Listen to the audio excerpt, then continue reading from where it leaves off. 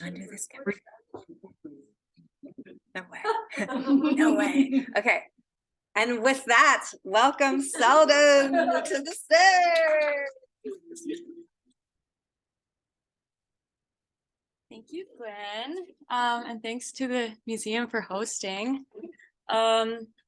So I'm Selden Paterson. I think I've met almost all of you guys. And as you mostly know, I am doing a residency at Alchemy that is winding down right now. And I am working in ceramics, but a lot of my past work is in other media as well. So I'm going to try to start off by showing you a couple of my favorite pieces that I've done more recently, and then kind of go back through some of the earlier work that I think has like a strong through line with the current stuff, and then work our way back up. So let's see. Oh no, you guys are seeing spoilers. No spoilers. And then if you wait, do you need to share your screen? I think so, but you don't need to share your screen. Oh, but You for do, Zoom, for the- yeah, for the posterity. is there a Share screen? Yeah, full screen and share screen. You should go back into Zoom and do share screen. but I can't see how to start the slideshow. Okay.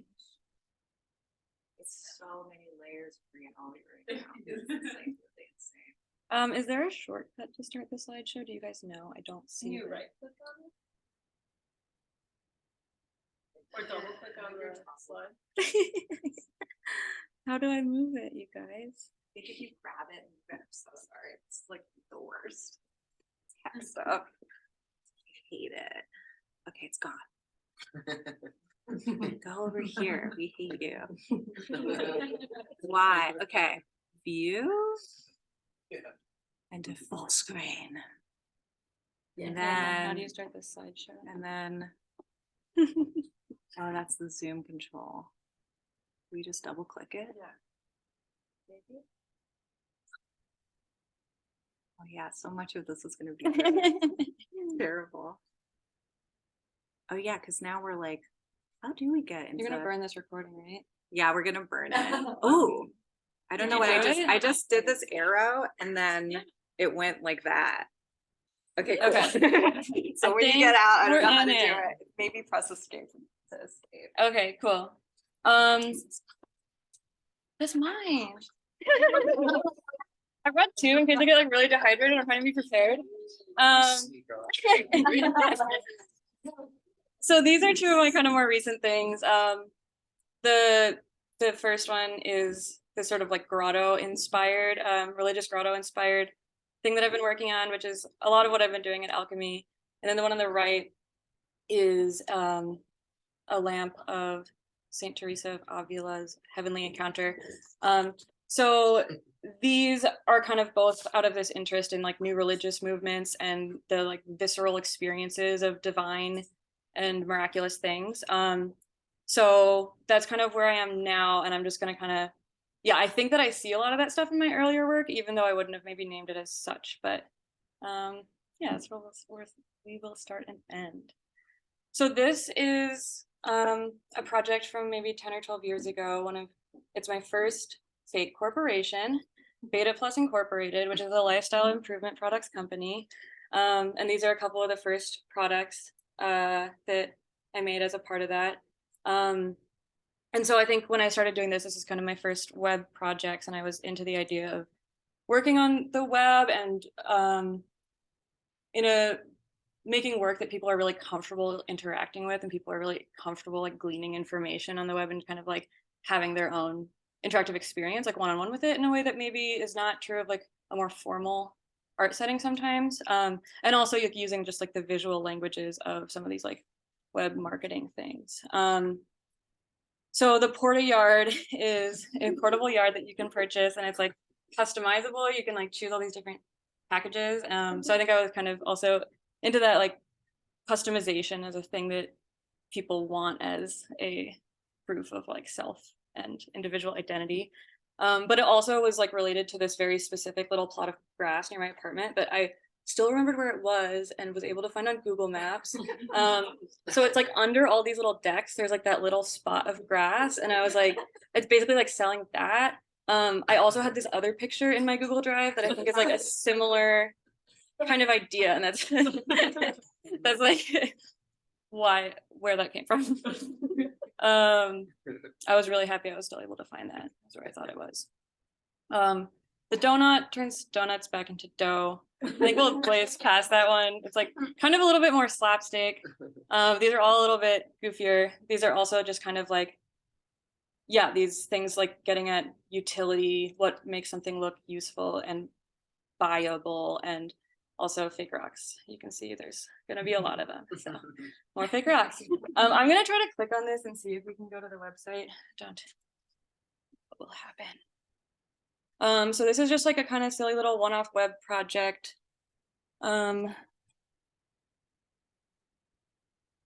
That you can help build these mounds of rocks. And I think when I was doing these, so I was like, there's a couple things going on. I was trying to, yeah, just like try out all these like silly little new web things that I was like learning. I don't know how to make it not gray anymore, but whatever.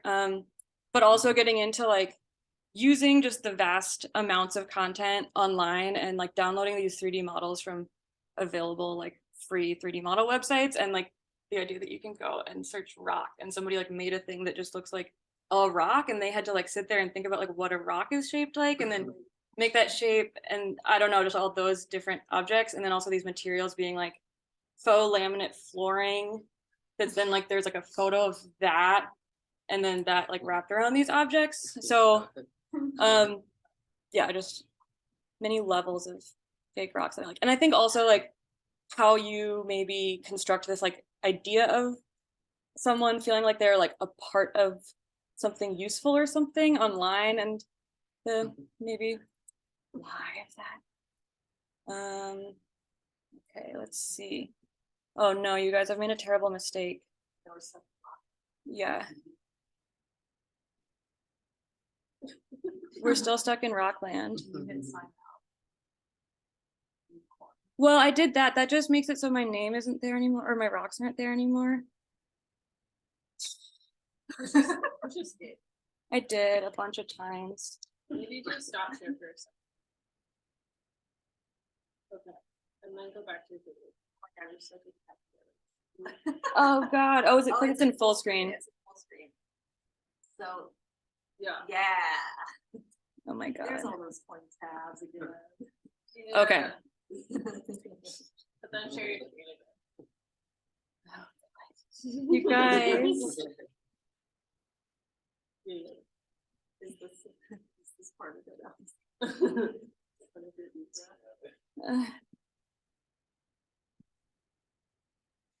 Okay.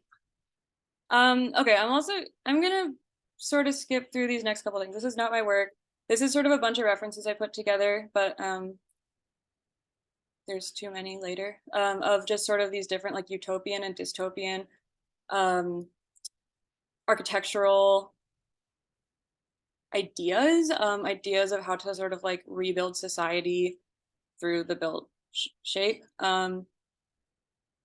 This is one that I was able to go to, Arco Santi, which is by this guy, designed by this guy, Paul Solari, who did these, which is like this idea of arcology, which is supposed to be like a city-sized building that has like low ecological impact. It's kind of a failed utopia. Like they started building it in the 70s and it's still being built and it's never housed thousands of people like it was supposed to. It's only like a few. And they're still working on it, but it's really beautiful. And he like invented these like slip casting techniques. And the Biosphere 2, which many of you might know about, an attempt to practice terraforming another planet, that they wore their silly little outfits to pretend to be in space.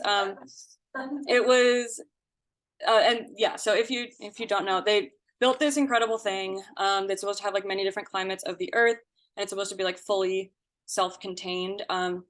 These astronauts, not real astronauts, were sealed inside to sort of test it. It went very awry. They were horribly deprived of oxygen, and like ants took over and all this stuff, and they cut the experiment short. But it had been kind of like branded in this like pseudoscientific way, because I don't know, for the appropriate media coverage, but it was never really like had scientific controls and stuff. But I guess I see it as this very like human hubris and like thinking that we can just like recreate Earth off the bat. But let's see. Oh, that's some inside of the biosphere stuff. Funny that their impulse to like, I don't know, like masquerade something as this like silly little rock, even though it's like theoretically supposed to be this like scientific experiment. So that leads to this project of mine, the City at Newcomb Crater, which is an all amenities included colony on the moon, which exists both through a website and also through like various promotional events that I would hold. I would be a representative, and some other representatives would also sometimes advertise there and help try to bring new members into the community, so that they could like reserve a module and get that customized and things like that. Yeah, so, and I think that we can click around some of the live feeds where you can like see people up there like living there now and see if it's something that like you think would work for you. But I think on top of the sort of same like fake nature thing that is just kind of always a little bit of a hook of mine, and these sort of like branding of high rises so that you like never have to leave. I also see like the terraforming attempts and all these sort of like space capitalists language around this stuff as you know, it's like this attempt to like avoid death and this like conviction, like this like very manifest destiny language around that like humans like have to go to other planets and that we can like that we don't need Earth. Dang, I really want to watch these live feeds, but I'm really scared of getting stuck again.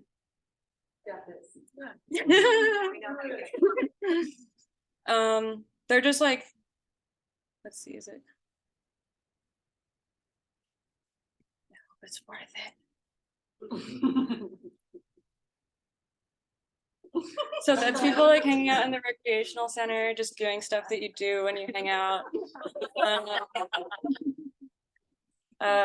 This is also people hanging out, just doing stuff that you do in the recreational center. Let's see. People watching TV together, watching a video, a promotional video for the moon colony that they're at. Sleeping in their sleeping pod where you sleep.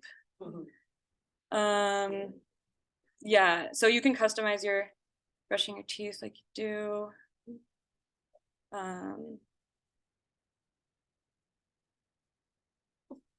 Hanging out.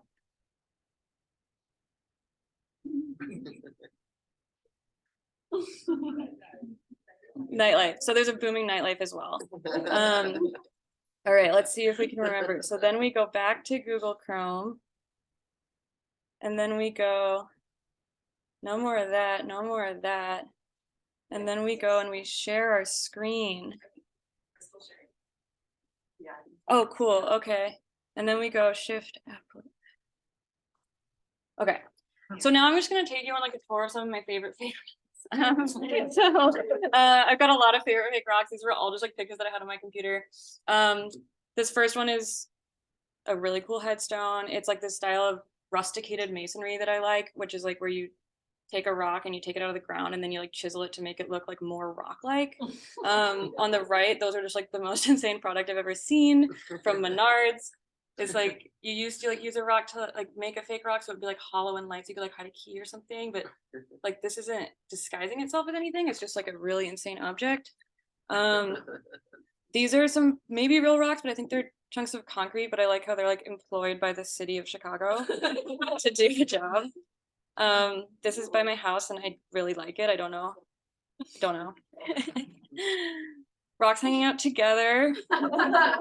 Having a nice time. That's like a rock speaker and its pups at my house. And then that's like a very mysterious, there's all these numbered rocks around the museum where I work, and I don't know what's going on, but there's something going on.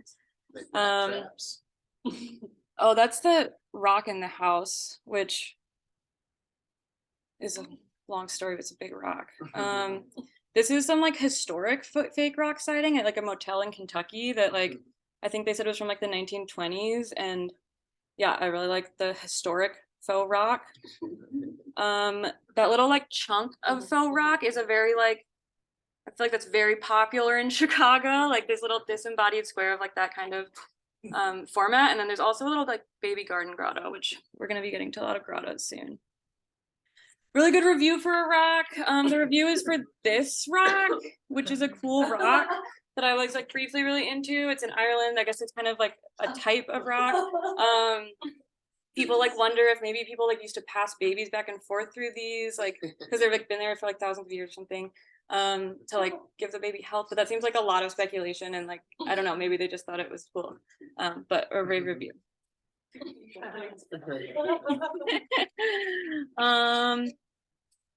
And then transitioning to a kind of slightly different reference, the Gold Pyramid House of Wadsworth, Illinois, where they sell this gold pyramid water, which is healing.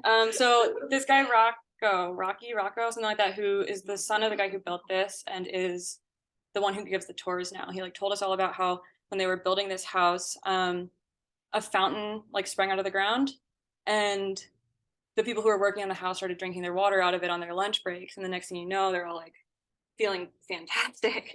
And so, you know, Rocco pitches it to us that like that they were skeptics, that they're reasonable, that they don't buy it. But eventually they decide to get the water tested, and it turns out it is in fact miraculous. And also any water that you put in the pyramid house for long enough will become miraculous and heal you of everything. So this is all to say, thinking a lot about like these different healing products, these different healing powers and pitches, and thinking about how some of these like self-help, I mean, Pyramid, he's I guess trying to help you with his water, but I think a lot of the availability of things like pyramid power videos on the internet, some of the new agey and also I don't know, other sort of more like science-based ways of self-help. A lot of that stuff I see as being based in this kind of like prosperity gospel idea. Prosperity gospel being like, if you are holy enough, God will give you money. Therefore, if you are rich, you must be super holy. Like I sort of see a like through line between that kind of idea and these sort of like self-help, like if you are unwell, it is because you're not pure enough, doing enough of these things, and those sort of like dangerous intertied ideas. Which leads us to my self-help and healing system. I'm the only one that's correct and obviously has the actual answers. So integrative ontological practices by Beta Plus Systems is an offshoot of Beta Plus Systems. I didn't mention actually the Moon Colony is also a subsidiary of Beta Plus Incorporated, but like you don't have to be in one to be in the other ones. So IOPP Plus is a self-help system for modern cyborgs. Modern cyborgs in like the kind of expansive definition that includes all of us as people who sort of interact with technology on a regular basis. I would argue we all have networked minds because we regularly call on information and communicate with people through devices. And that's sort of a part of the information that we use. So IOP is based on the principle of tertiary natural consciousness, which states that the world is divided into three realms. The terrestrial, which some would call like the natural or the organic, like say a rock that you would find in the woods. And then the constructural, which is like the human-made simulation of the organic, like say a fake rock that you might buy to put a key in. And then the digital, somewhat self-explanatory, digital or data-based binary simulation of any of those things.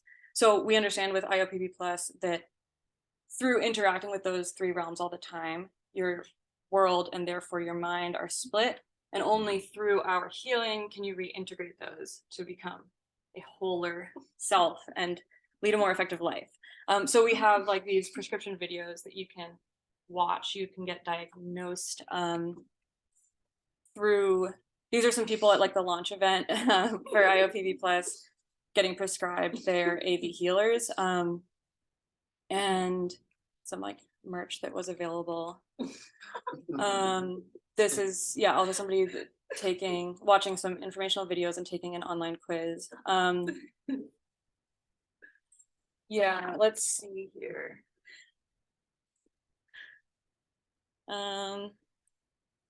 Let's see, should I take you on a journey? Glenn, how are we on time? Should I go on a web journey or should I stick to the grottos? I was gonna say, I think we have 15 minutes. Okay, cool. So you said it's information. Yeah. So on this website, oh yeah, I also forgot it's like I made a really bad website and sometimes it takes forever to load. There's like, yeah, there's a bunch of healers that are kind of like for everyone that you don't have to get a prescription. Usually you'd want to get like a prescription from an IOPV Plus representative, and then you do that prescription twice daily until you reach the next plane of integration, and then you go back to your representative for another one. But so there's like a whole, but there's also stuff on the website that's like for everybody that can like help you to some extent. You're just not going to like get to the next level as quickly. But if we click here, we can get a diagnosis now. Does somebody want to be, Katie, do you want to be? So let's see, which rock do you like? I like the middle. Okay. Which question brings you the most anxiety? When was the last time you were bored? If a human-made polymer tree falls in the office building, does it know it is fake? Is there a reason to believe the state of humanity is on an upward curve and will remain that way, or none of the above? Oh, sorry. C. Okay. I won't read them all aloud. They're kind of long. You can just choose one. The difference between time and space is? D. When you see a faux rock sighting on a house, you think?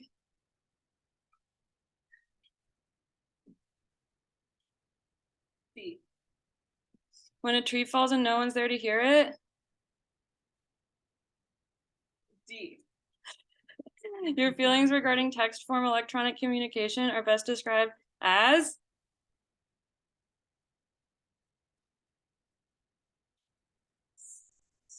C. Choose the statement that resonates with you the most strongly.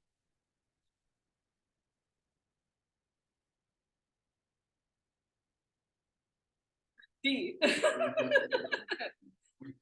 Okay, so you are modernized regressive with constructural inclination, needs improvement, factor -1. And then we'll take you to, so this will give you like a slightly less tailored than if you did the reading the other way, some information about what needs improvement. There's some like binaural listening for you here, which it's best to listen through headphones, like it's not really effective this way, as well as some like informational stuff here. You are at a crucial nexus of personal and world-verse development. Your body's fixation with its physical realm has diverted necessary resources not only from the digital realm, but from other outer aspects of the terrestrial and constructural as well. So you can see you have a lot to work on. But I think you're a promising contender. So no time. There's, yeah, this is, well, let's see. Will it load?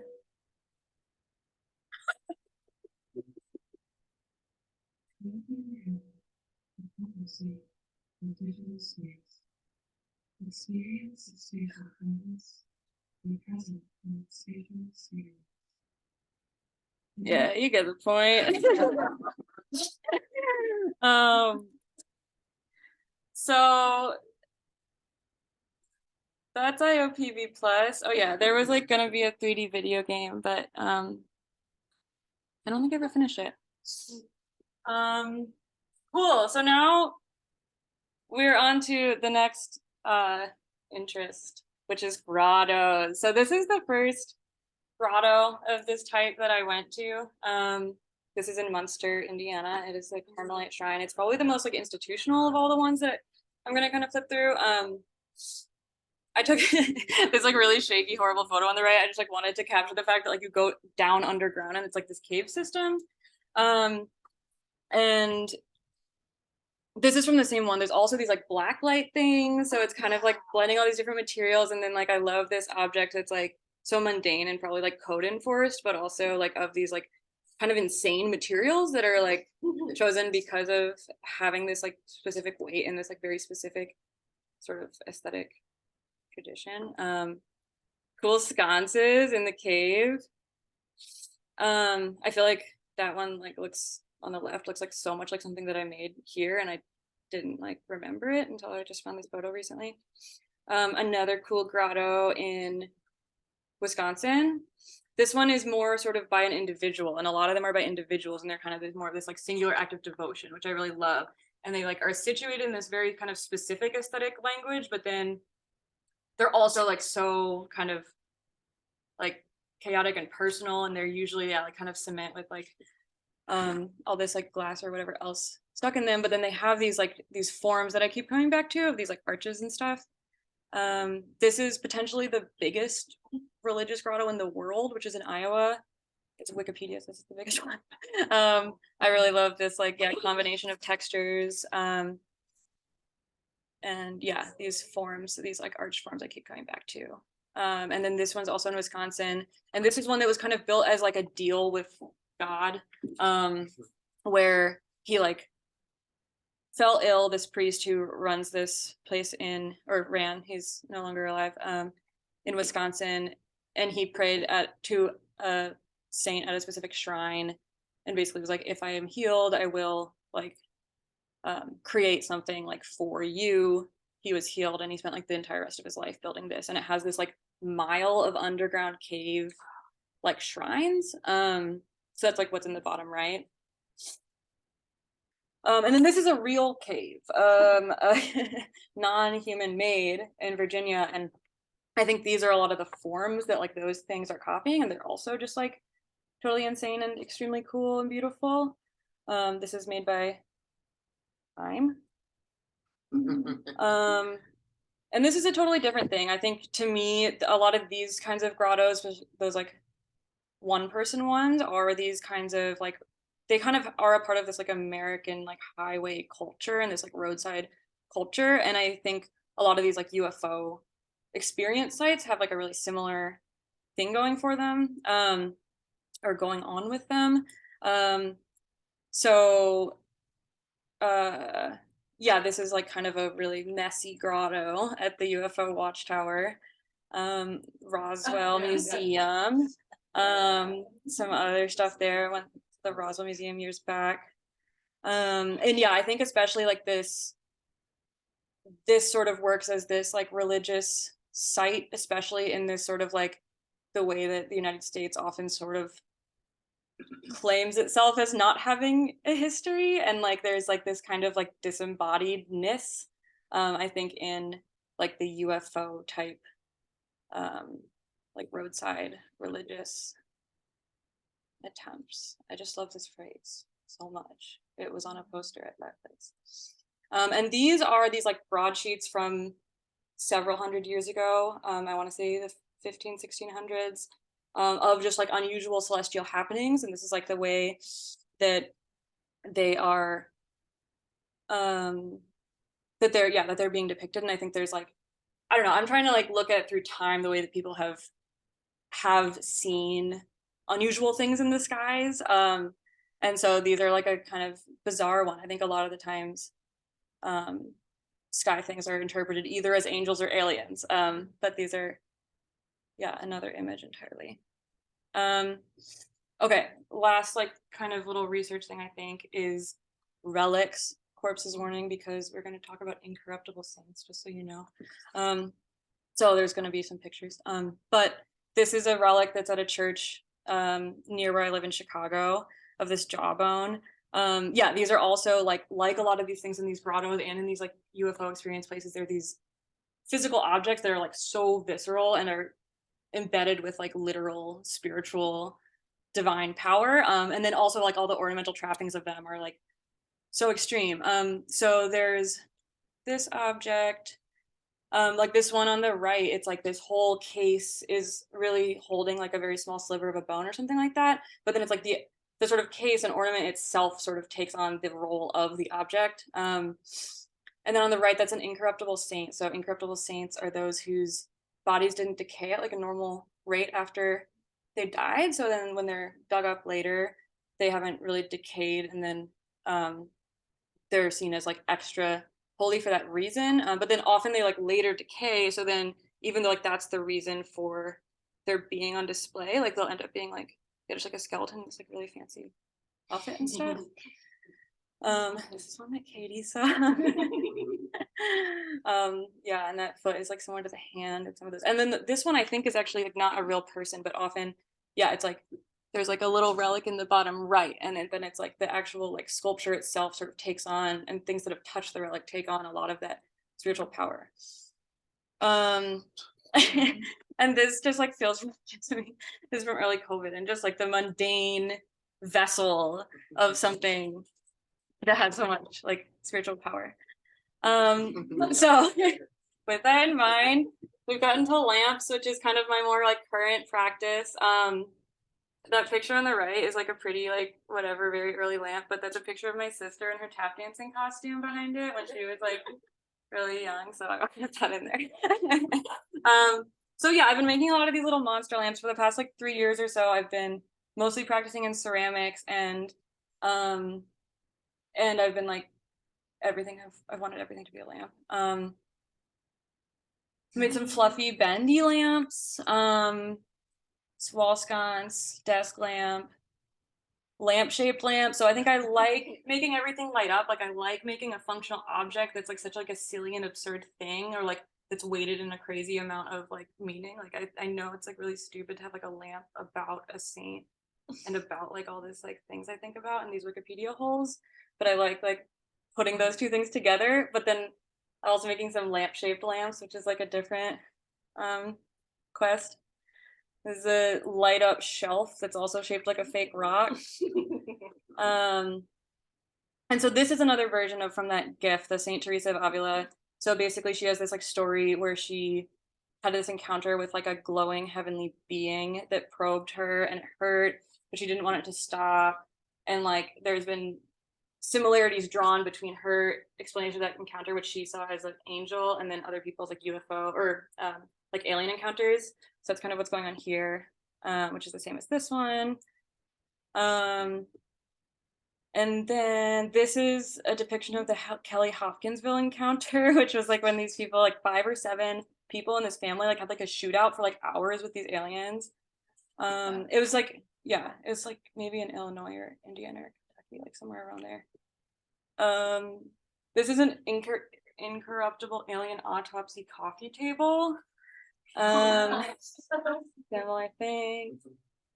This is St. Joseph of Cupertino. So he's known for being dense, for being the patron saint of test takers, and for going into these fits of reveries where he would float like 20 feet into the air and like land like perched on something, like just up in the air. He's known for flying.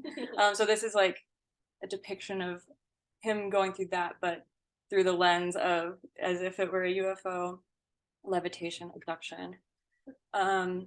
This is a funny lamp that I think of as a fake rock. I don't know if that's like a bit of a stretch, but to me, fake rock. It's lumpy, it's squishy.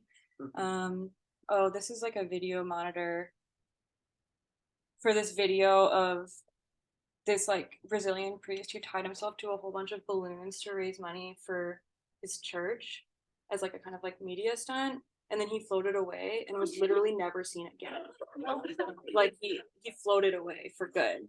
There was like video of him floating away, and then he was never seen again, like on like news. This is also a fake rock.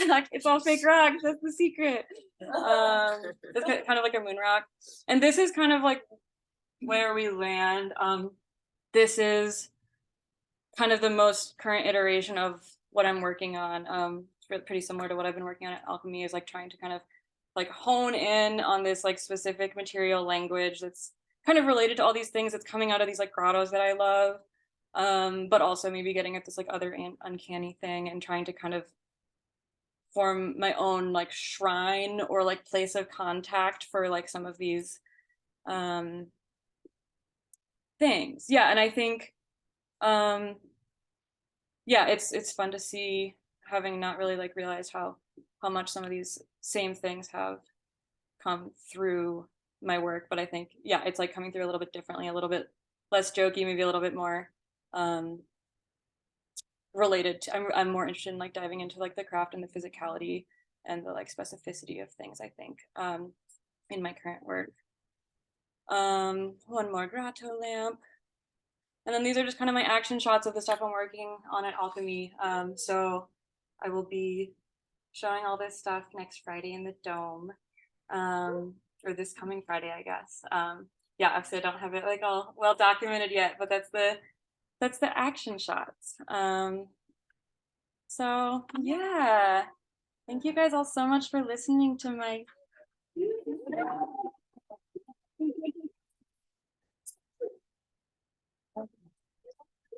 For questions and answers, if anybody would like any questions answered.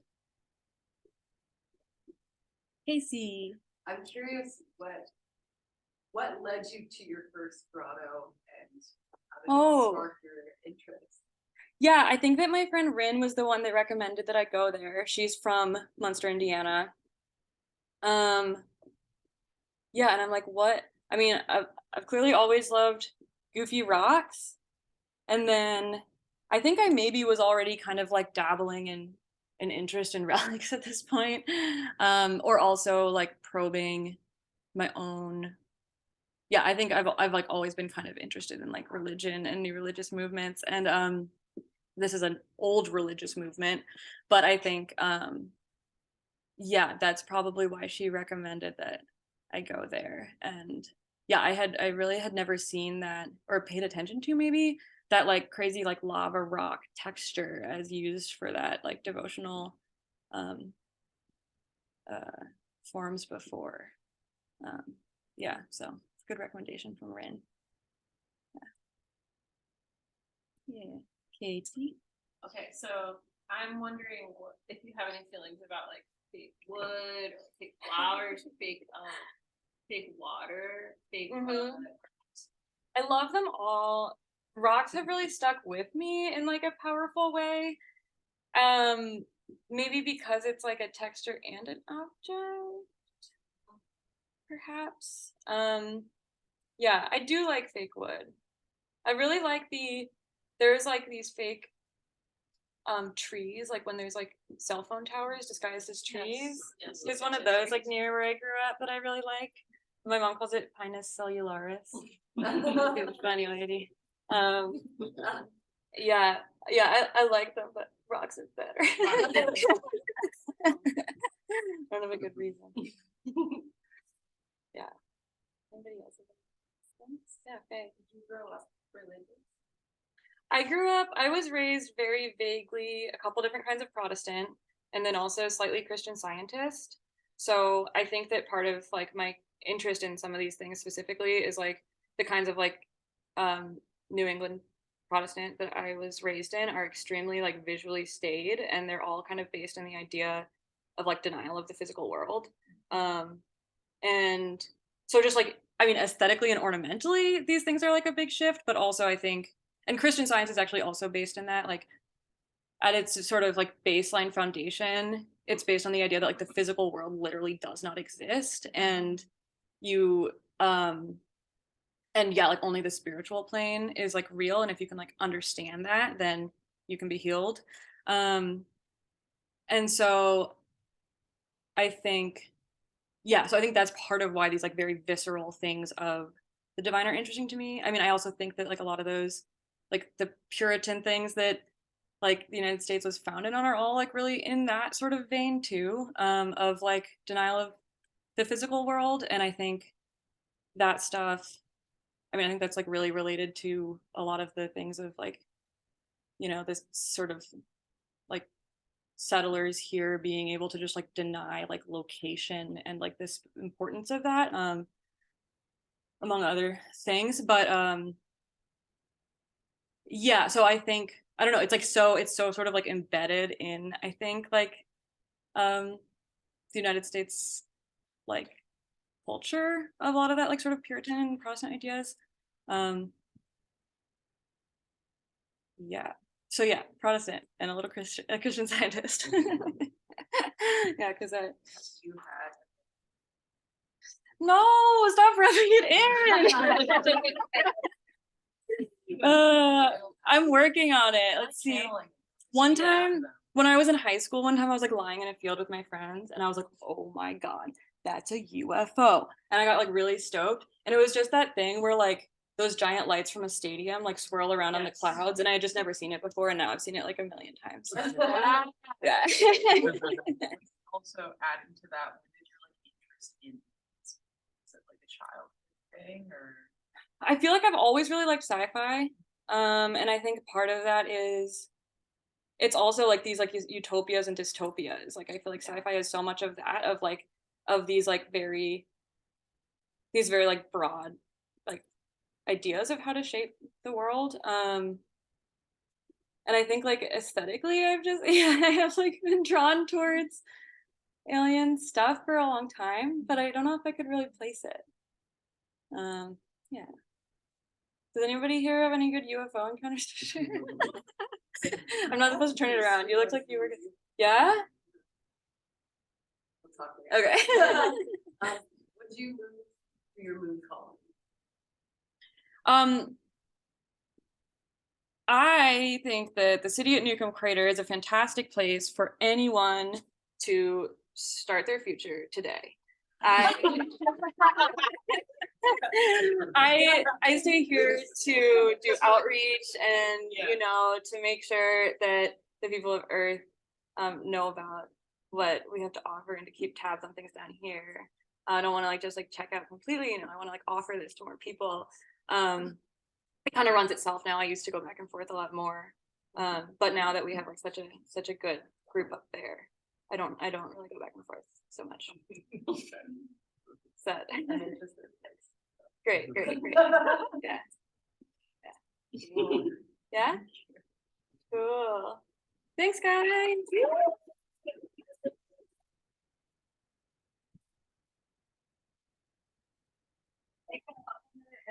And we'll get the next talk set up.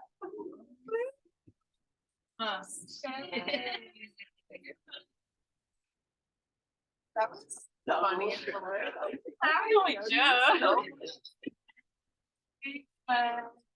So much for making it happen. Yeah.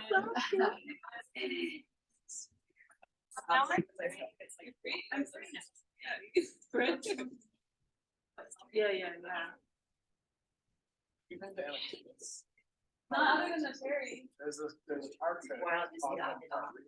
Okay. I was thinking of that too. Yeah.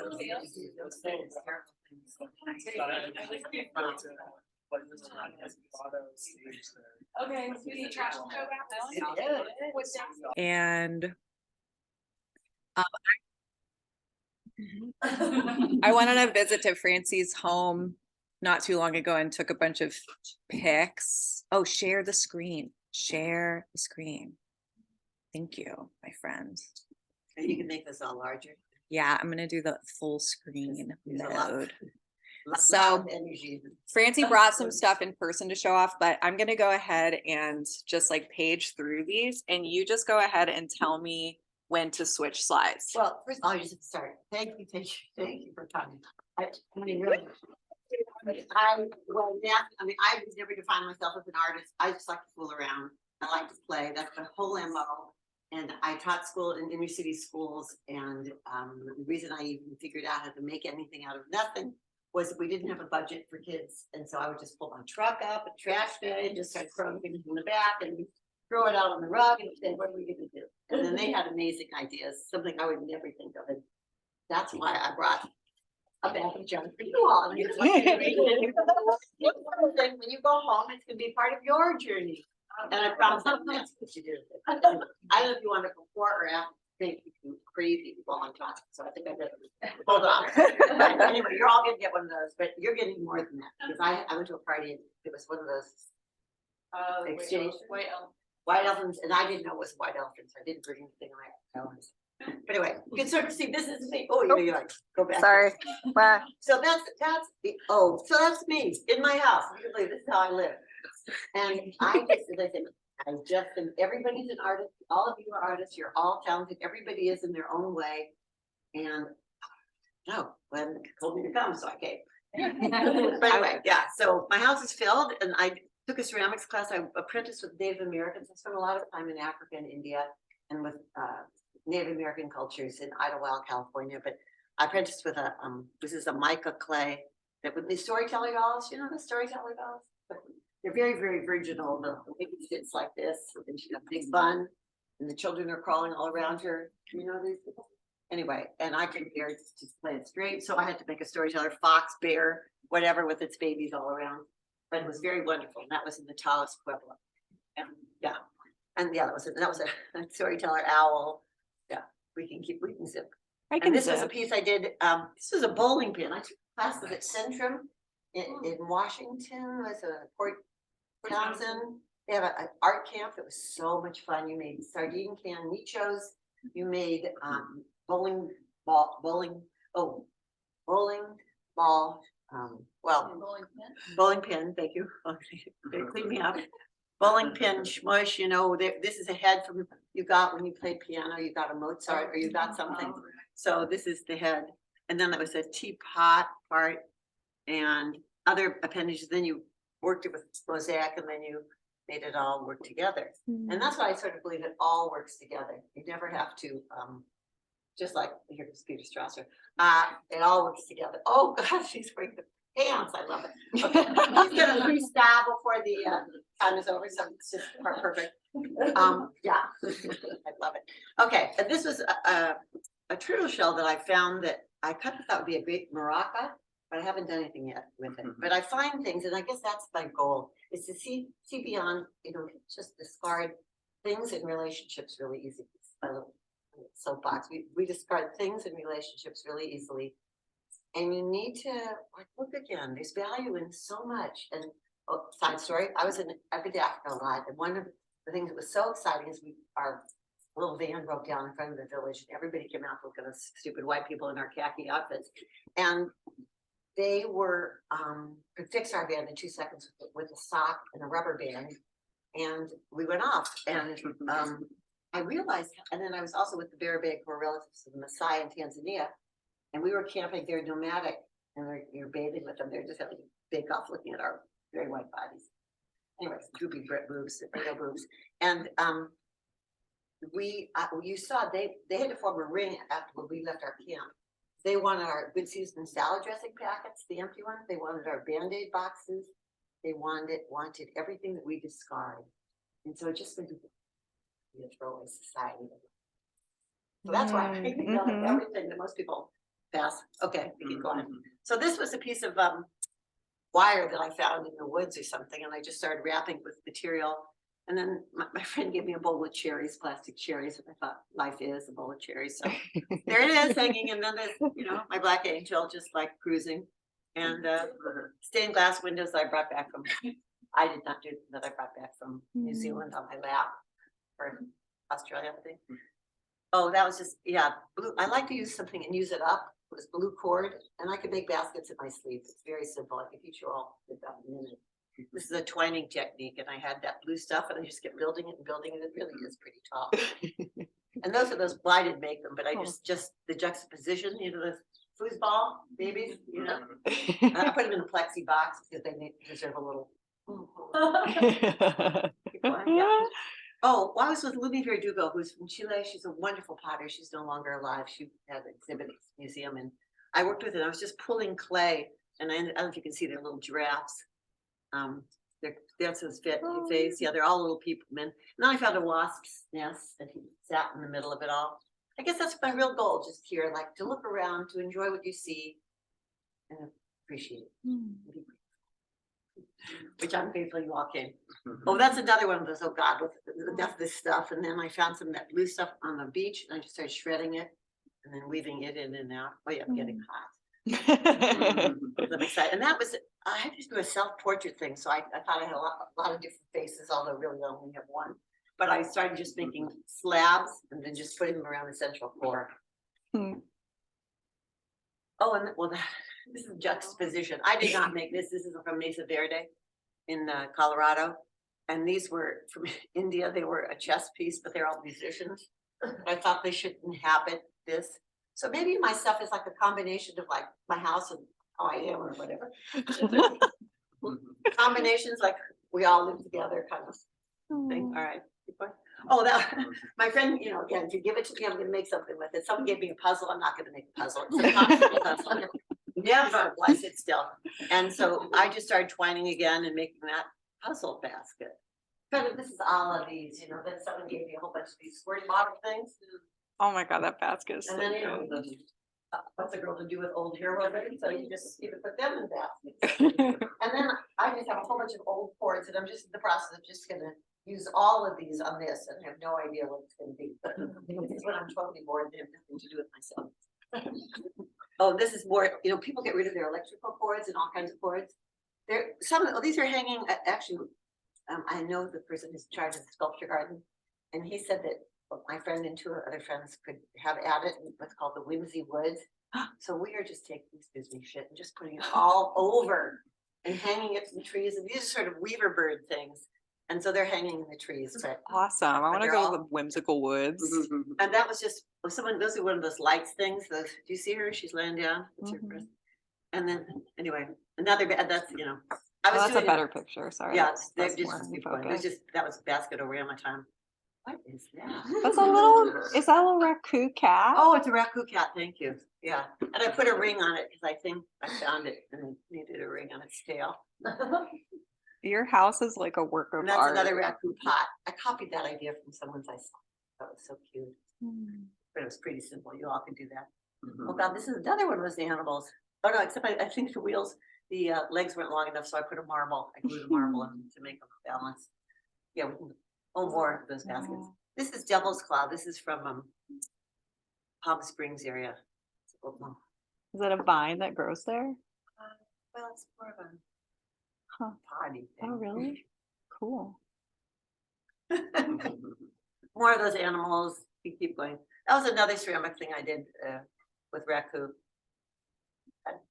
This, Lord, this makes me laugh. Okay. Oh, that thing. Okay, well, Patty Barker is a fabulous felted artist. She moved away and this is one of her like throwaway pieces. I thought, are you kidding? So it was a head, and then I took a whole bunch of feathers and I had some shards from New Mexico that are really beautiful pottery, the kind that really I shouldn't have. They should still be where they were, but my uncle took them and I've had them now. So I just made like a, you know, I was head of a chief of some village or something. Hmm. And that's that piece you can sort of see from my living room. This is my dining room. And that's not, I just. go Oh, back to sorry. the head. That is not that blue dog person. I got this in Russia. You can believe it. They make copies of things. And that's another one of my ceramic pieces. I mean, I've tried all kinds of techniques and I just have fun. As I say, you all can do the same thing I'm doing, just fool around. That's what life's about. What are these things? I don't know. Oh, I made that way. You can't, well, if you see, that is the eyes. And it's kind of a fetish doll. And it's got balloons all over up here, but you can't really tell. And it's on a stick. And then I just, you know. Oh, and that's out of more of that Patty Barker felted material. So I made a shawl, but you just have to put it over your head. Mm. Poncho. Mm-hmm. And actually, I just sold that to a friend. And that I did with Maria, but I didn't like the head at all. So it's now headless and living, and I think I took off some of this stuff. It's now living in a tree, hanging from a tree in my house. Oh, cool. And the head is the sculpture garden, and it says N-U-T. It says like nuts. I have a dog bowl, and a few other things hanging on. And it's in the woods of whimsy. the Whimsy Woods, yeah. The whimsy woods. Oh, that I made for this. Have you seen this woman, Eva Luna? Do you know who she is? She's really big into clowny stuff. Well, I was invited there for dinner, and I thought, I think I'll bring her this. She hasn't seen it yet, but no. Oh, and that was a piece I gave you. Oh yeah. That was Patty Barker sort of stuff. And then I make things out of her scraps, so that was just like a face. Oh, the faces. Yeah. Oh, this is shocking. I'd been in Ethiopia. No, yeah, I'd been in Ethiopia, And I took a painting class again at this center in this Washington, in Port Townsend. And this guy was so supportive in painting. I don't paint, I can't draw anything. And you use your elbows, you used your wrists, you didn't use like anything like this.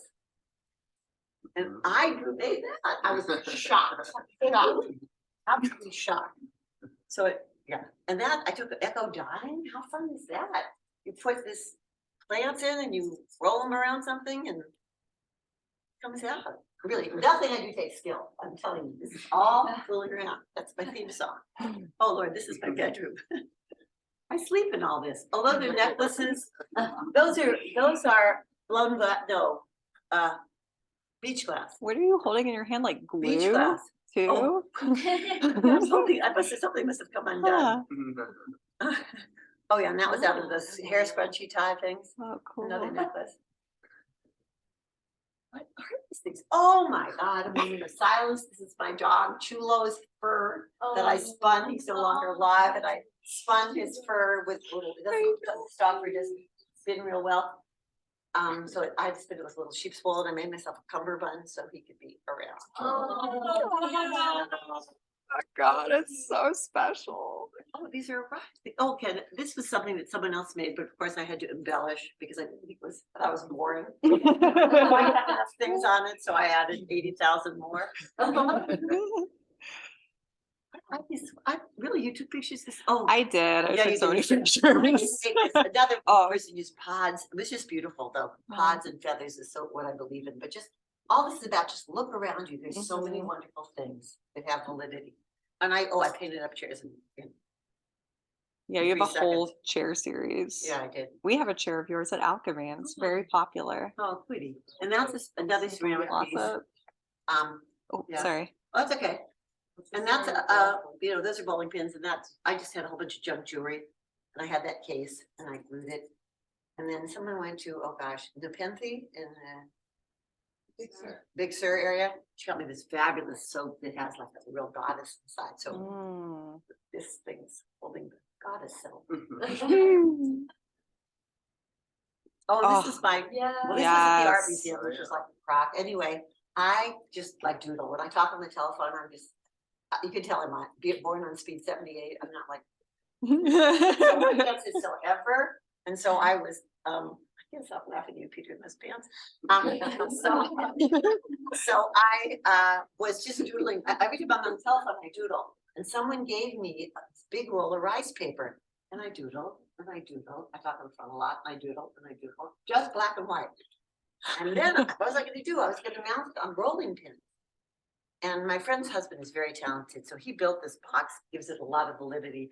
And he had those faucets, and we decided to call them not the Dead Sea Scrolls, but the leaky faucet scrolls. So it's a riot. And you could crank it all the way through and see the whole length. How long was it? Well, I don't know, a roll of rice paper. I mean, it was brand new. It was a gift. Wow, it's wild. Oh, well, these are just, I made this briefcase out of ceramics. You don't want to pick it up at the handle shop. And this was, a friend of mine is a very, very talented, she does really good bodies, but this is a head from another piece, but it keeps falling. You know, when you put ceramics outside, they break. Mm. So this is a head from some South American, something I put it on her body. But... Oh, and I made that creature at Alchemy. Just variation on that other thing. And then that's another piece I did. That was supposed to be outer space. You'll appreciate that. That was kind of an outer space piece I did. And then I weld. So I welded these crazy chairs. Mm. They're outside in the garden. And then I wanted to have Stonehenge in my yard. And some friend was getting rid of these stands like that would be in the museum, like that. And they called me on what's a girl to do? I say yes. So I just started painting them and then just started putting stuff out. They need more, so if you want to come over and play. I have no ownership, I promise. Wow. Yeah, they're That so all? beautiful. We got some more. Okay, that's This- another, I just kind of wanted to get the vibe of the outside Mhm. realm. It's like I a really- I sculpture just, like, I park. live in this house. Yeah, I mean, it's so cool. It's like coming down your driveway is like entering like this world, and it's like all of these creations line the Did you get the driveway. house? I got, you mean the little house? I The think little I got house the at the little top of the house. driveway? Yeah, because I'm like walking up, I'm like walking back to my car right now. So it's like on the way. Oh, go back Oh, to that yeah. for just a sec. So, when we first, we weren't living here full time and I didn't know anybody, people didn't think I was playing with the full deck anyway, but I would go and grab pieces of wood from Jackson Beach, South Beach, and I'd start making people, and I wanted to make, and I probably made 35. And I wanted them to be up and down our driveway holding hands, like paper dolls. And my husband said, "Look, hide some of them in the woods." So, they've been in the woods, they've been out, but after a while they get tired. That was another ceramic, in the ceramic class. I like that. Yeah, It's I had fun cool. at in California, at UC Yeah. Irvine. It's cool. There's Oh, just- yeah, I found all these foots and, pottery and round parts out in a mining town in Southern California. And then copper weldem and Rita. It's like a stained glass. Mhm. That's so cool. It's And like that a was another found one. glass, stained glass. I could never do another one. Oh, it's so beautiful. One off. Well, I brought this. Well, so I'm having this thing about people who need people, because I love people. And people are really my books. Mhm. And, but when you work with 5-year-olds, is what I did for 25 years, they teach you a lot. You have to be real, you have to be honest, you have to be there. And so I started making people, so I brought I'm gonna be making a lot more of these because they really make me laugh. And I love the juxtaposition of things that don't go together. I like to upset the world a little bit. Oh, got it. This is hysterical. I haven't done anything with it yet. It's the College of Medical Evangelists from 1954. And I don't know, it seems like it should be a board game. I don't know how, but it just seems like I've got it. It's not like candy. It's out. But then you say because the idea wants to get hands on. No, but I mean, how could you pass that up? Oh my God. Yeah, it's perfect. Oh, and that's then part of the these electrical are wire. some And then someone was getting rid of this big leather chair. I thought it was so wonderful. They were so glad to get it out of the garage. This What's is that? just some Well, that of was a your. bowling ball bag that was really an old one, but now it's the top of a lamp in the sculpture park. actually. Oh, sweet lamp connections. Oh, that's just a dog. Can you see it? See its tail, eyelashes, snout. Very pronounced eyelashes. On the way to the guest house, I did little ceramic pieces. Oh my God. I'm nuts. Anyway, this is like shoes. You know, you put shoes in those things. So I decorated it so it didn't look like that. And then these are all, well, if you get really close, they're all rag dolls, dolls you buy all over the world. They make them out of just old rags, clothes, and they're real simple. And so they're just all in a pocket. I even have a nun. There she is. Top middle. Pat's on it. Okay, guest house. But I've cleaned it up. I have to tell you, it's responsible, it's legitimate. Yeah, so this is just more. It's my spinning wheel where I did Chulo's fur. Those are a lot of the baskets that some are sold already, and it's not, doesn't look like that anymore. Yeah. Oh God, this is embarrassing. Okay. Oh wait, I have to go back. I brought this. You said Clem to bring something that process, or I was excited about. Well, I found on this table that I'd taken. This was like a big goblet in silver that shouldn't be thrown away, but it was. And then I did something with this paper, some paper mache thing, or I don't even know what this is. I said the Kachina court jester, but it's not. And then I found this boat and I thought this could go on top. I don't know. I'm just thinking, to me, I just want these things to be more outlandish every way you slice them. Because I think the world be shaken up a little bit. And this is just, I'm just moving on the side for just a second. This is, a dashboard of happiness. Everybody can make these. This is old cheesy rug on cardboard. I didn't put any Velcro down, so it slides. This is what I'm going to give you for that. For your rug.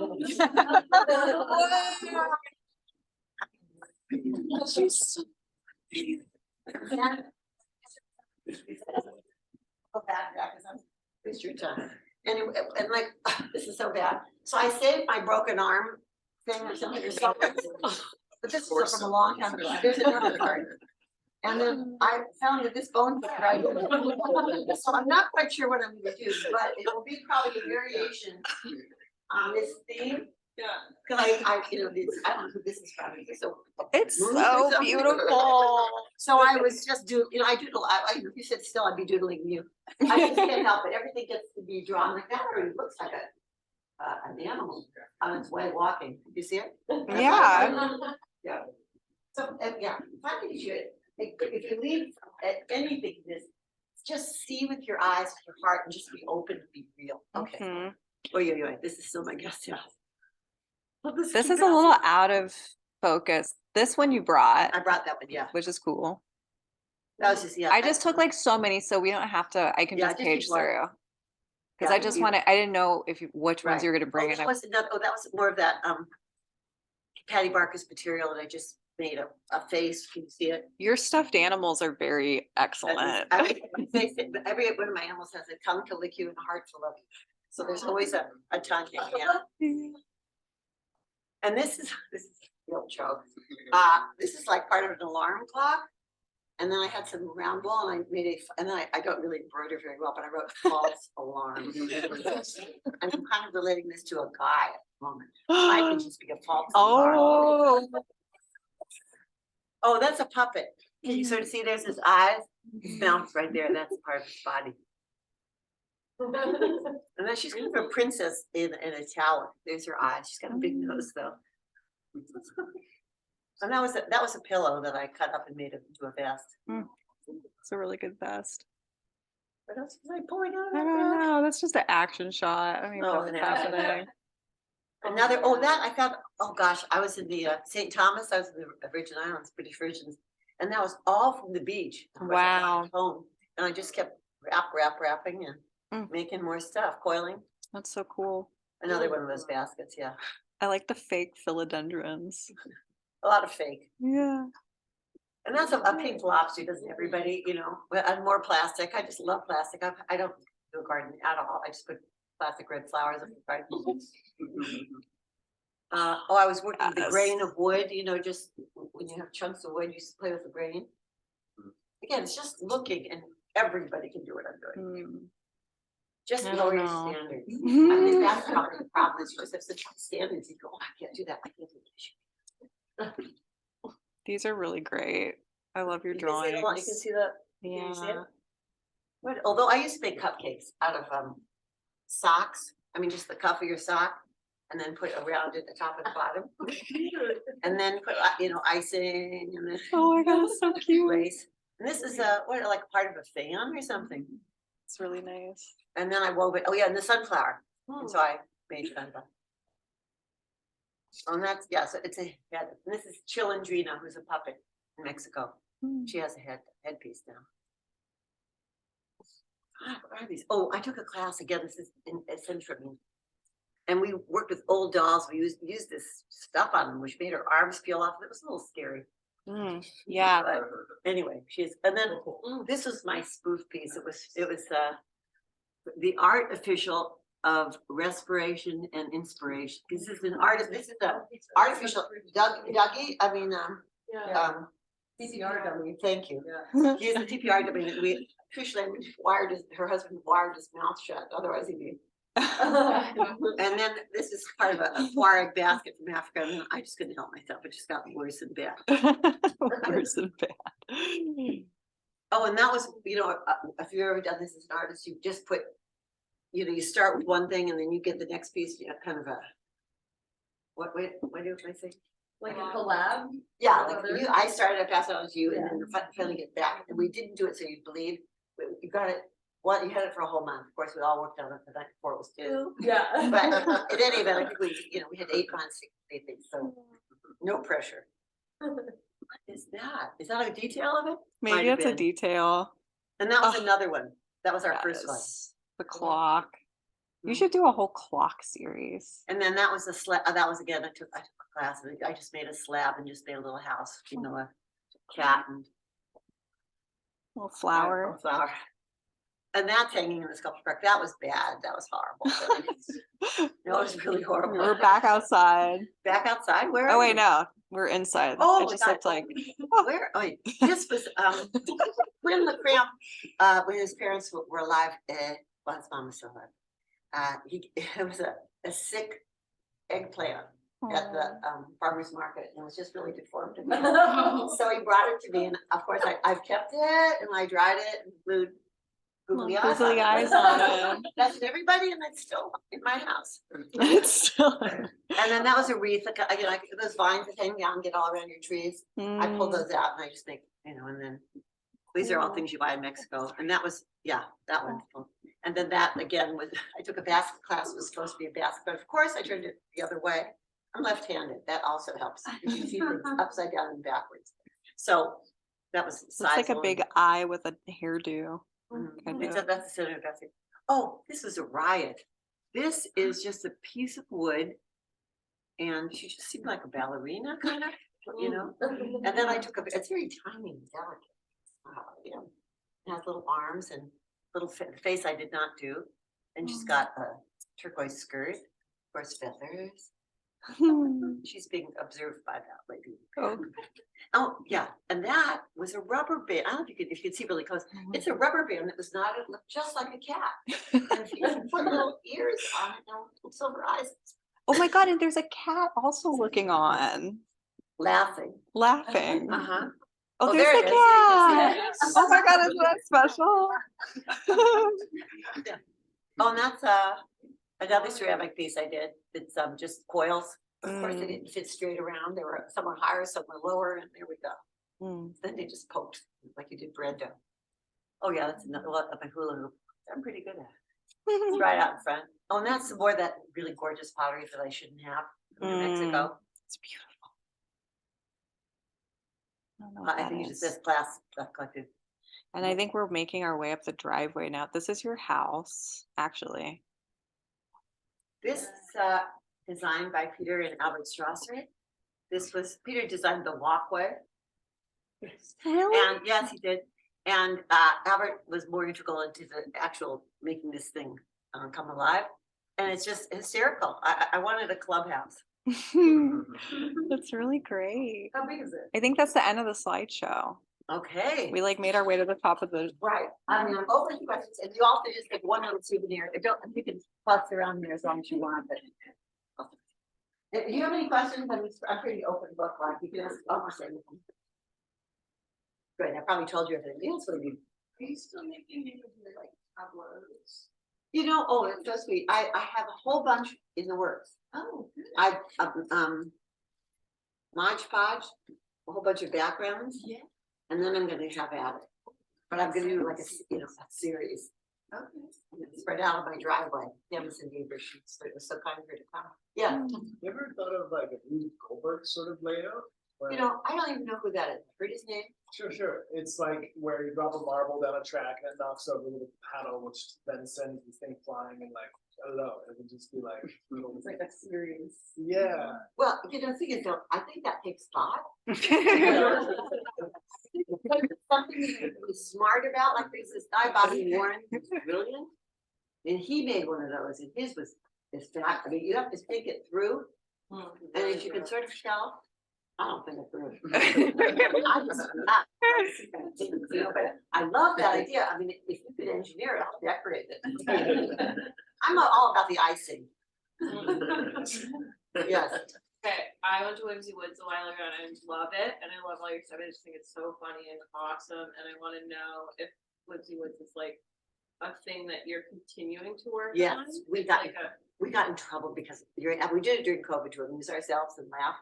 And then we didn't really pay attention to it. And a lot of the things kind of died. You know, or got, you know, and all the little things I wrote about them, which are so tongue in cheek. They we have to go back now. We're really being good. So it is getting, and we're gonna have little plaques at each one, so the forms are good. Cool. Oh. I was curious on your travels, how do you stop yourself from picking stuff up? I Or don't. slash, like, how much do you take back? I take as much as I humanly can, and I practice in the mirror to act like, dude, can they tell how deep the grooves are? It's like, I look at myself, see if I can stay on looking balanced. Seriously, you know, I have Ziploc bags if they're disgusting, you know, but I haven't worked out. I'm really horrible. No, but I love that's the best. Having the best. Yeah. Yes. Did you make your earrings too? I did not. I'm not sure it's on the flea market. And one is missing is that they're so simple. Oh, they have eyes. Mhm. You got that in Paris? At the flea market, yeah. Very cool. You have questions, I see, I didn't, I thought that's an arm on there. I have a question. Yes. Have you ever designed costumes for like a theatrical performance? Only, hysterical. Only, thank you. Only, you know, I do get bored sometimes. I get bored of myself, so I have to invent things. And, one day I was at the pool and I saw Susie Juan standing like this on the edge of the pool. I thought, oh my God, a water ballet in the making. And none of us could like tread water and stick their legs straight up. So, I talked, everybody I met, it's like I got out of the pool, into being this water ballet, and we would, have 3 practices. I didn't want anybody to be bored.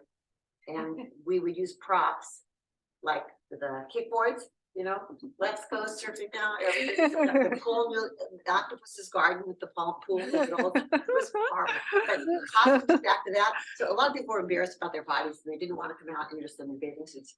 So I made capes out of tarps, and so it was Francie, Flounder, Sally, Salmon, and we sort of walked out like through an arc of, you know, like the Olympics mules.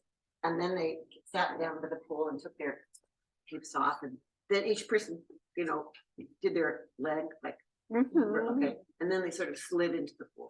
But that was the costumes that we did. Wow.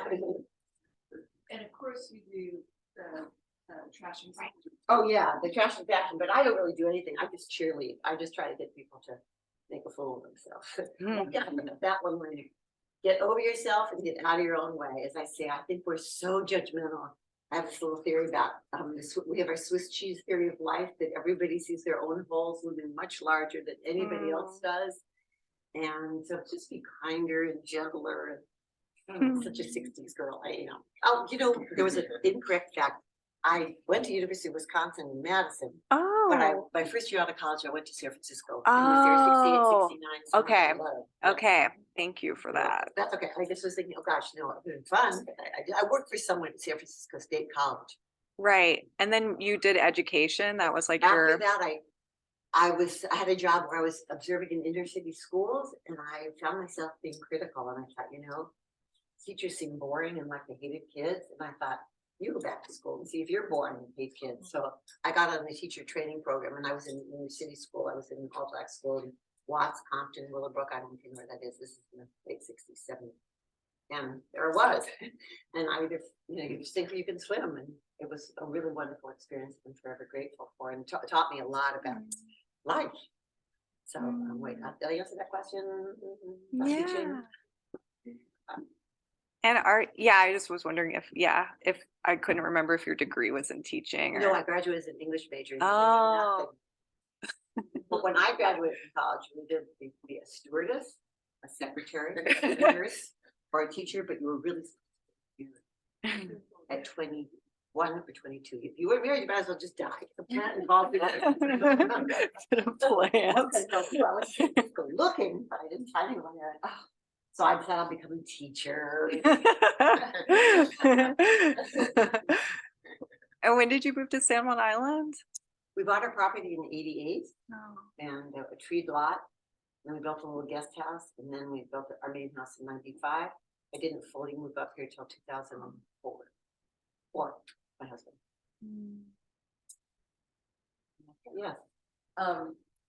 Did your husband ever start getting into collecting things as a result of spending time with you? You know, I am so grateful. I mean, he's no longer alive, unfortunately, and he would be. There's a Jewish he would be plotting if he saw what I've done in the past. He thinks out of that is more. There wasn't enough then. There is enough now. But he never really said. Once in a while, he'd go on a tirade and he want like the surface to be clean. He'd take off all these things, and pretty soon I noticed the duck's back here, and this is back here, and you know. But he wasn't really collected. He just let me out. Just didn't want me to put all those things up and down the driveways. I have any tolerance, I've got to admit. Because he was an accountant. There's one little room that he kind of kept. Anyway, it's 5, 7. Any more questions? Yes, Pete. How did you meet your husband? He's asking us to be so. Okay, so okay, so my husband, my dad sailed on a sailboat race, and my husband was a sailboat race guy. And there was an older guy. The older guys were the tacticians who said, you know, lift that sail, do this, do that. But the young guys had to grind on the winches, do all that stuff. Bruce was the younger guy grinding on winches. And Al, the guy who was my father's friend, was exhausted after this race. And Bruce said he could spend the night at his house. And he said, well, I'm going with Curly Krieger. His father had very, very curly hair. Curly Krieger and his daughter go scuba diving the next day in Catalina. So Bruce came along and he said he looked down my bed and he said, now that was something that turned on. And we finally went out on a date, but my old boyfriend Jimmy Mack was in town. And he asked me, we went out finally, he asked me to marry him. And I said yes. Whoa. Wait, on your first date? My first real date. Whoa.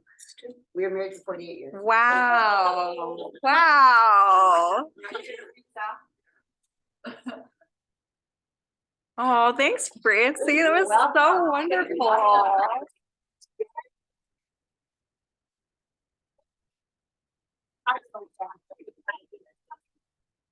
Okay, I don't know what you're gonna make, it's whatever you found, but I hope it's fun and you see life in it you didn't even know you would ever look at. Aww. Thank you, that was so inspiring. Good. Well, my goal really is for you to have a good time.